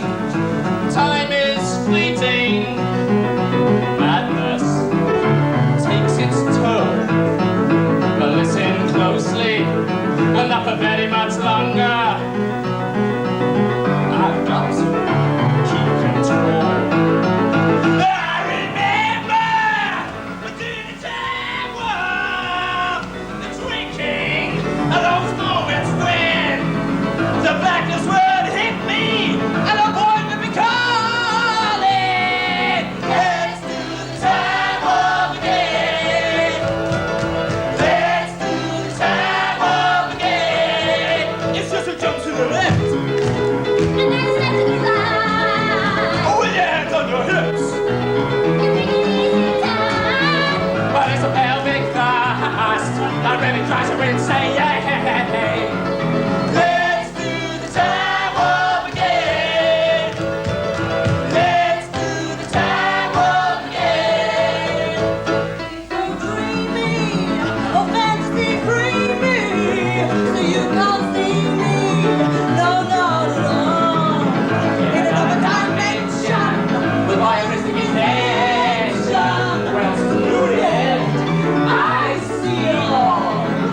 with a bit of a mind flip, you're into the time slip. Nothing, but all the people say. This place out of sensation, I like their observation. Let's do the time warp again. Let's do the time warp again. Well, I was talking down the street, just having a thing, when a snake in the guy you think it won't win. Well, it shook me up, took me by surprise. The attitude kept turning, then devil's eyes. He stared at me and I felt a change. Tongue and nothing but again. Let's do the time warp again. Let's do the time warp again. It's just a jump to the left. With your hands on your hips. But it's the pelvic thrust that really drives you insane. Let's do the time warp again. Let's do the time warp again.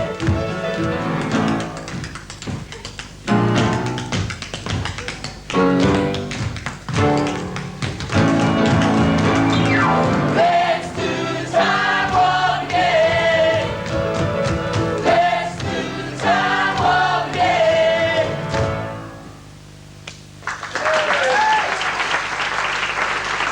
It's just a jump to the left. With your hands on your tits.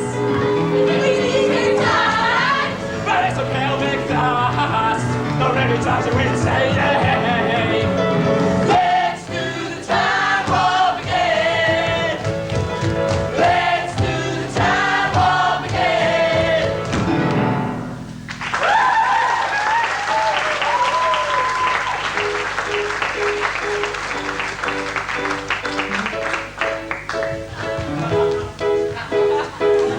How do you do? See you next time. Faithful Candyman.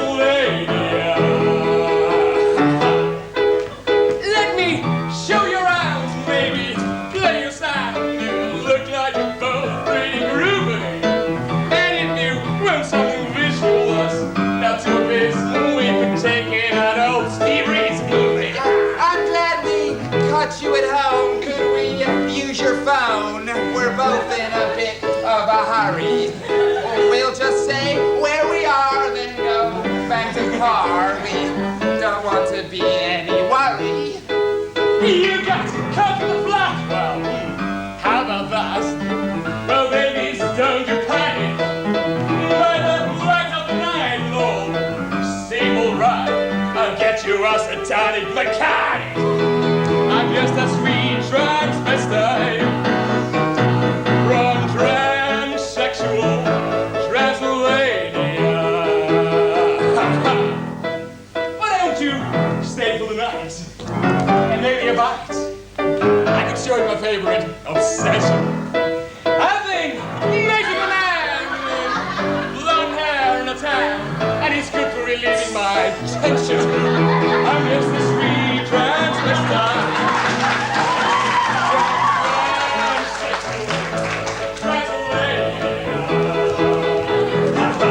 Hey, I'm just a sweet transvestite from transsexual Transylvania.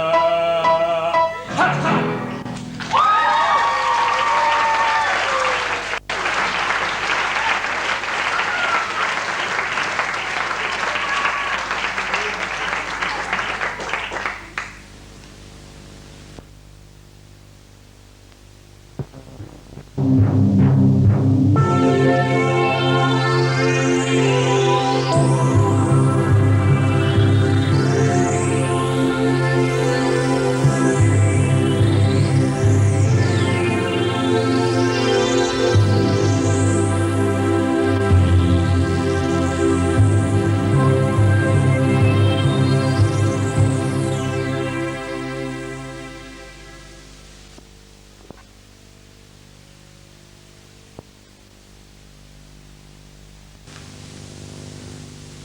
Sometimes, right, I accidentally put on a dress. I don't mean to. I know I'm a boy. It's just, I was so used to wearing dresses for so long. There's some mornings, right, I wake up and I just forget. You're wondering, like, why I used to wear dresses. Well, there's how my parents dressed me. They said they didn't know what sex I was, but I had to be one of two, and so they made a guess, and they just guessed wrong. Now you're thinking, well, I mean, weren't your genitals in any way misleading? No, I don't think so. I don't think my parents ever really looked. They didn't want to intrude. My mother was sort of delicate, and my father rests a lot. They probably acted out of politeness. Anyway, it all got sorted out eventually. When I was 11, I came across this medical book that had pictures in it, and I realised I looked more like a boy than a girl. But my mother had always wanted a girl or a bestseller, and I didn't want to disappoint her. But then, like, some days, I don't know what would get into me, but I would just feel like striking out at them. And so, like, I'd wait till she was having one of her crying fits, and I took the book to her and I said, you know, have you ever seen this book? Are you totally insane? Why did you name me Daisy? Everybody else has always said that I was a boy. What's the matter with you?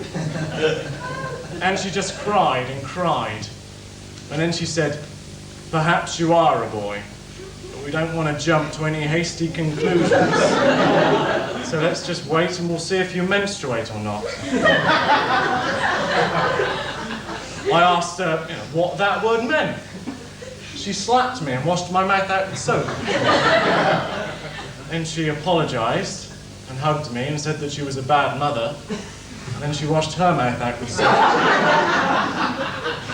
Then she tied me to the kitchen table and turned on all the gas jets and said that it would only be a little while longer for the both of us. Then my father got home and he untied me and turned off the gas jets. And when he asked if dinner was ready, she just lay on the floor and wouldn't move. And he said, no, guess not. And then he sort of crouched next to the refrigerator and tried to read a book. But I don't think that he was really reading because he never turned any of the pages. Anyway, eventually, since nothing else seemed to be happening, I just went to bed.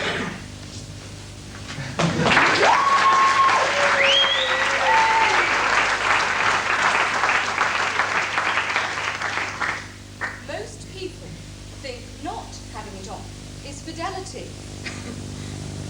we had this fellow come round to our house to look at the fire escape.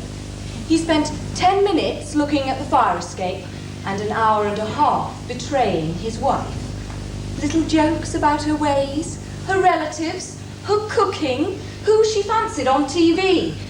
It was his way of flirting. Finally, after 2 cups of tea, and maddened by torn denim everywhere he looked, he started telling how often she liked it, how she liked it, getting off on telling, working up to it. And he might have got some too, since there's 14 more people in the house than there's supposed to be, and at least 3 of them would have given him one just to keep him quiet.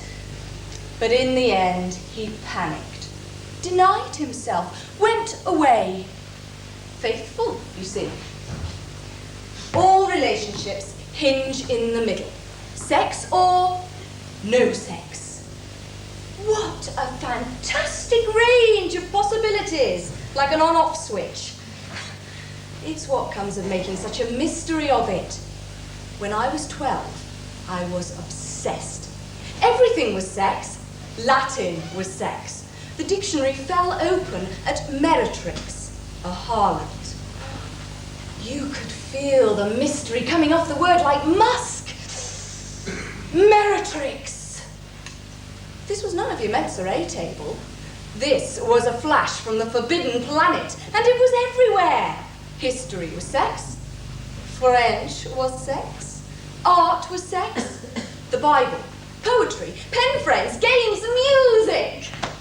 Everything was sex, except biology, which was obviously sex, but obviously not really sex, not the one which was secret and ecstatic and wicked and a sacrament and all the things it was supposed to be but couldn't possibly be at one and the same time. I got that in the boiler room, and it turned out to be biology after all.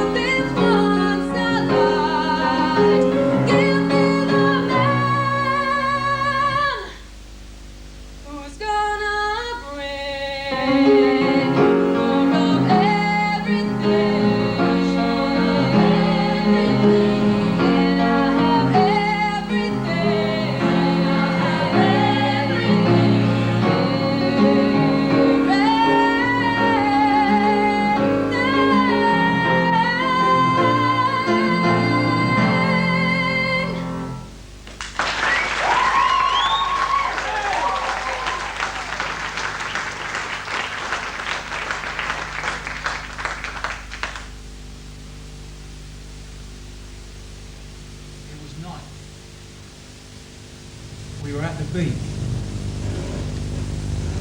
Didn't say a fucking word. Stood there. His nose was running. Frightened to even reach for his handkerchief and wipe it. It was as if he was waiting for me to kill him. I just began to think of him fucking my wife. How he could talk to her, and I couldn't. I remember it all. What do you talk about? You and my wife, the two of you, what do you talk about? What do you talk about? I mean, I talk to her all the time, but she's not interested. I'm not interested in what she talks about either. I just love her. It's funny, you know. Before I married Irene, I lived with this girl off the West Road. Didn't like her. Kept wanting me to talk to her. Had to spend half my fucking life talking to her. In the morning, I'm fucking dying to get on top of her. She wants to have a conversation about her problems living under capitalism. Couldn't even read the fucking papers. What do you talk about? You and my wife. I can't talk to her. You see, I want to talk to her about what I'm interested in. Today, I ended up talking about dinosaurs. People going to end up extinct like dinosaurs. People, you see, got no future like dinosaurs. See, they became extinct because they were too big and heavy. We're going the same way because we've become too complex. Brains, nervous systems, everything else. You're not interested, are you? First time I saw you with Irene, coming out of her flat, I said to myself, this is a real straight honest cunt. A cunt! But honest. You took us to that pub to talk me into not kicking your teeth in for fucking my wife. You can talk to people. I mean, I saw that right away in the pub you took us to. The way you were able to speak to all the people in the pub. Everybody, what you call shared interests. Food, money, holidays, winning, success, cars, tennis. I read books. I can't stand Coronation Street. I get hung up on what's going to happen to people. I worry about it, not just because I've got a kid. Beyond that, it's a genuine deep worry. I'm trying to think clear. I'm trying to understand. Some things are so simple. 1 and 1 are 2. You're fucking my wife!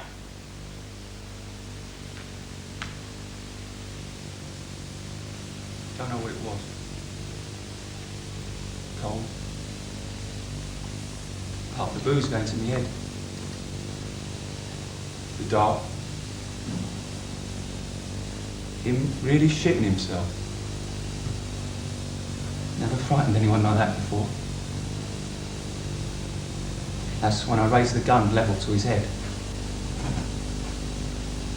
I love my wife.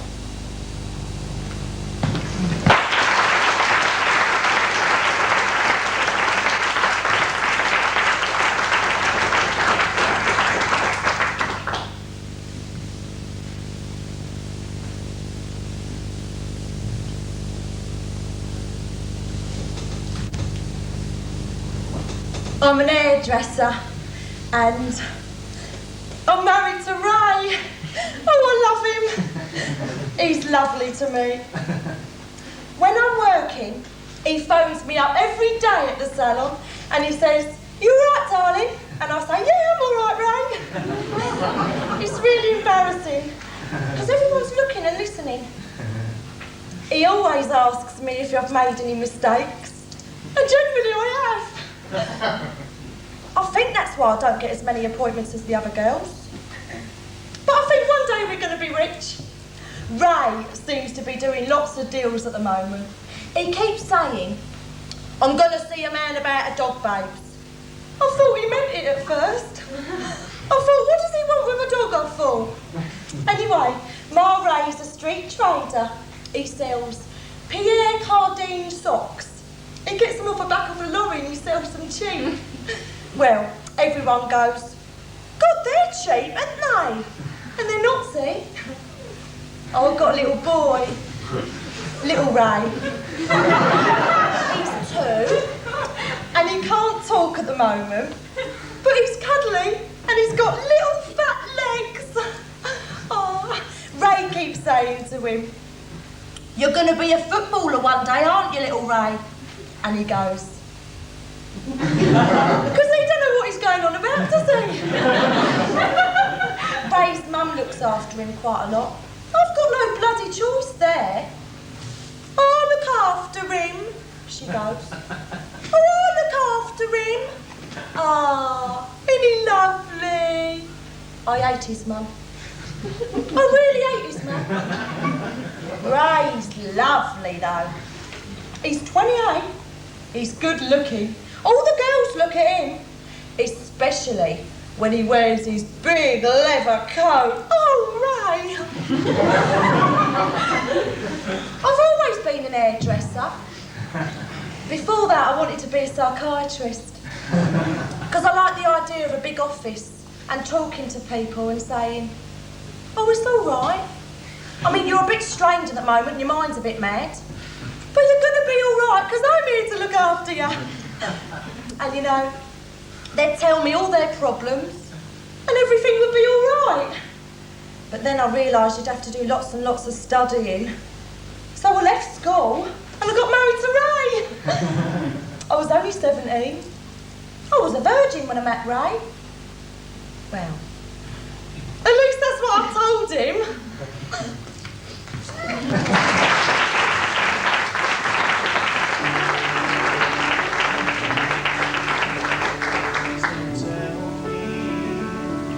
I'm too young to feel the things I'm feeling, that I'm too young to understand love's meaning. It's no more than a passing wind, sparks a flare and quickly dim. My whole life's ahead of me, so much left to do and see.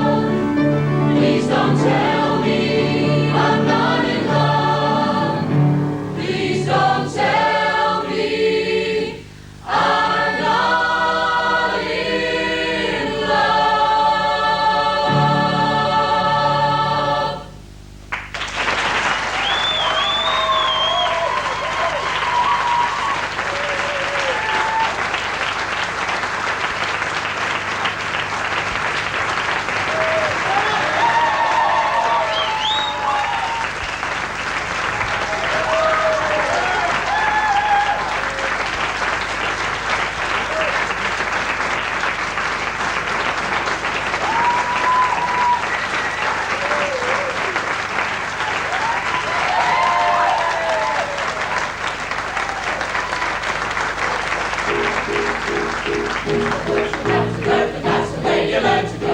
Into the woods to find this hope of getting through the journey. Into the woods this time you go, there's more to learn of what you go. Into the woods to find your soul. Into the woods is near midnight. To heed the wish, to teach, to go to the festival. Into the woods, into the woods, into the woods and out of the woods. And happy ever after.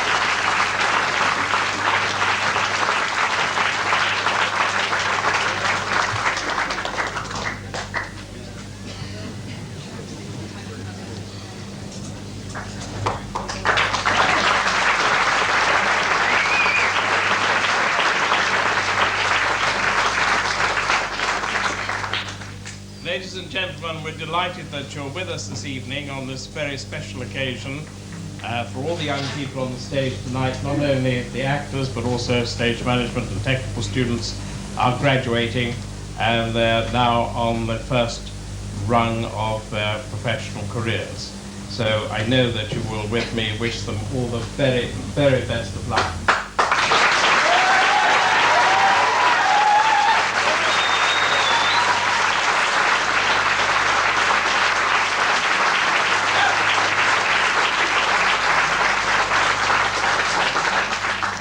We have as our guest of honor tonight an actor that needs no introduction from me.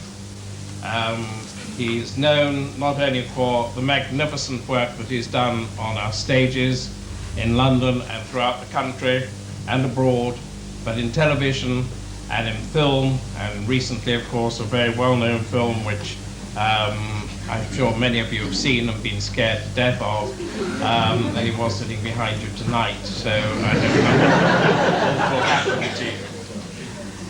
One of his most recent, it's gone awful dark, one of the most recent plays that he did in London was a production of a play called M. Butterfly, which was transferred from America to here and was a great success. And we were particularly delighted from school because who was playing opposite him in the other lead role was a young man playing his very first part in the professional theatre who had graduated from school here from the postgraduate course a couple of years ago. This must obviously be in his honour. And he is with us also tonight, Glenn Goy, who is sitting at the back. So,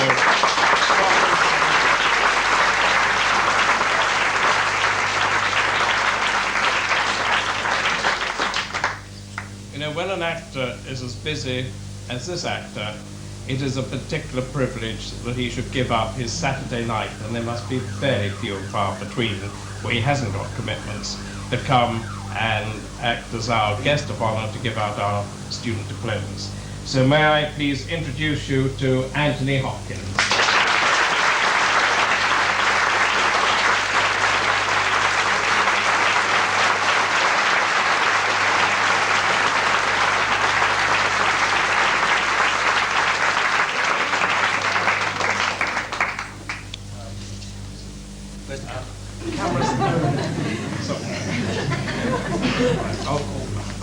Philip Ainsworth.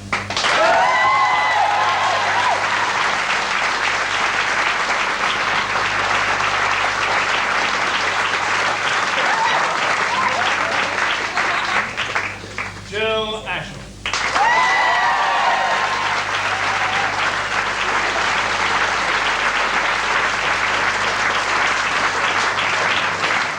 David Atkinson.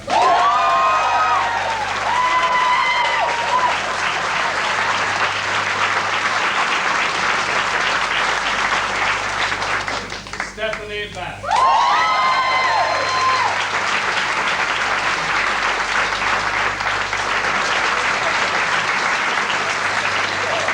Richard Briggs.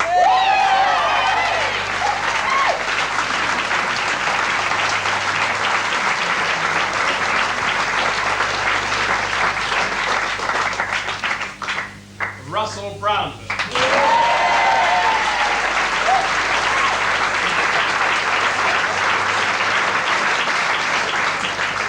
Julia Bullock.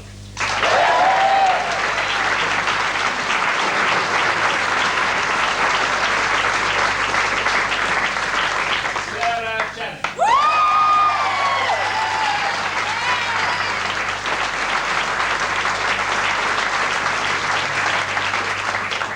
Some of you are forgetting the cameras over there. Do it all again. Do it all.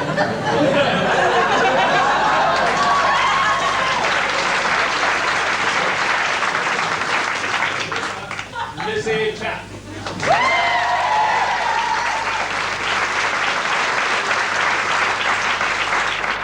Abby Cohen.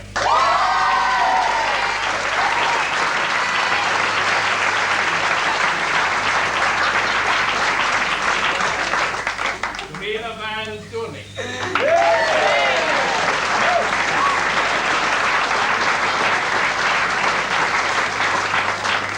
David Eric.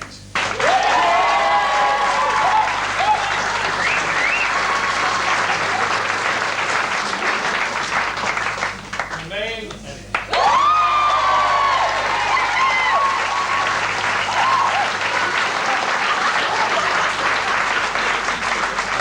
Helen Evans.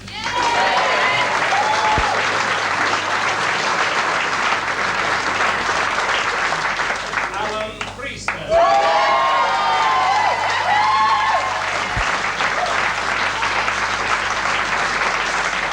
Richard Payne.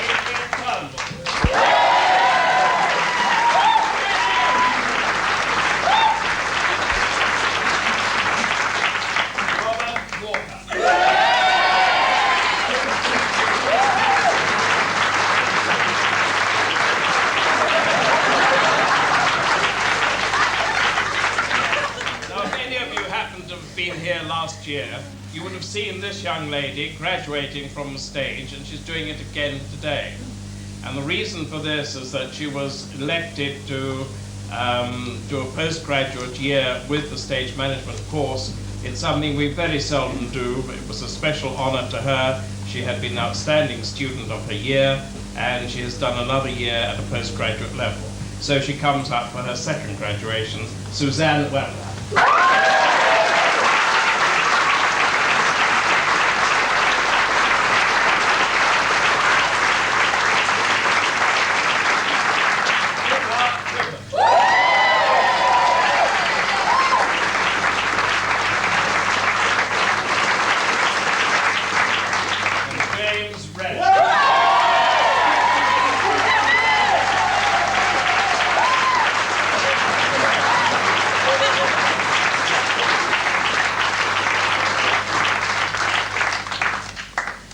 Well, what can I say?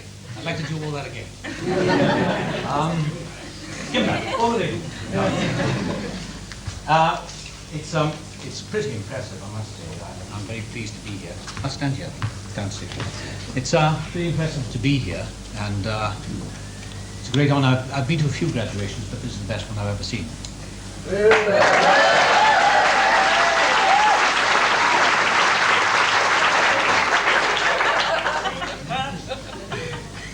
I get to kiss them all again. I saw graduation in the Strasbourg Institute in New York, and that was very good.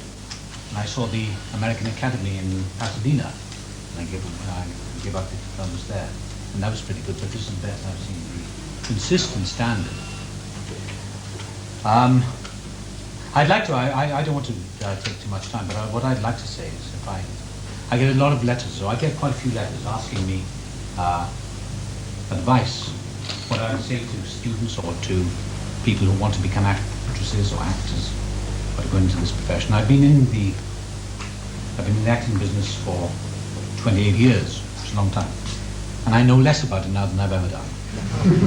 It's taken me all that time to unravel it and become very simple with it, because I made heavy weather of it for years and years and years, and I think it just takes a lot of time and energy.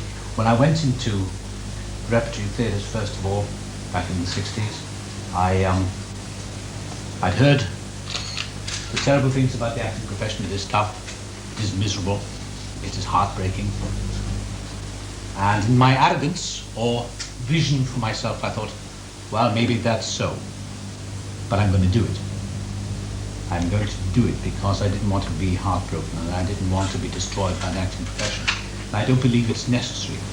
What I try to say to people is, when they are going into this business, is to really keep as enthusiastic as you are now. There is a myth, there's a fallacy, there's a fallacious myth that if you're talented, you've got to be miserable. If you have any creativity, you've got to be in agony. It's rubbish. I think it is hard work. You have to work very hard, but it's the most amazing life I've ever lived. I mean, every day, without any doubt, I wake up in the morning and I wonder if there's a big Welsh god going to look down and say, "What are you doing?" So I've been an actor all the time, and now it's taken me many years to just keep an enthusiasm for it, and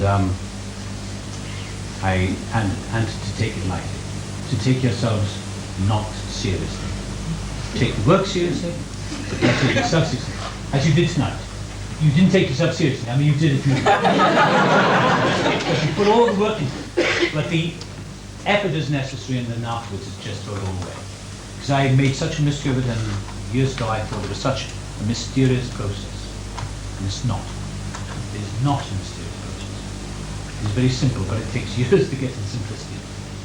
And I wish you well. And I wish you more than well. I mean, just keep the enthusiasm, the life, and the energy, and the power that you show tonight. And it will be tough. There are things that will frustrate you. There will be many, many times of frustration, rejection. But the last thing, and then I will shut up. Don't let anyone, managements, directors, other actors, producers, beat out your souls, because they will try it. And I've battled my way through, and they will try it, but don't do it. Don't let that happen to you. It's a very tough business, but if you just keep going and stand up for your rights as creative individuals, you will survive. It's best to avoid fights, but I've had to do it myself. But you just maintain the energy and the balance and common sense, because basically acting is common sense. It's a great privilege to be an actor, and it is a great privilege for me to be here to present to you tonight. Thank you very much.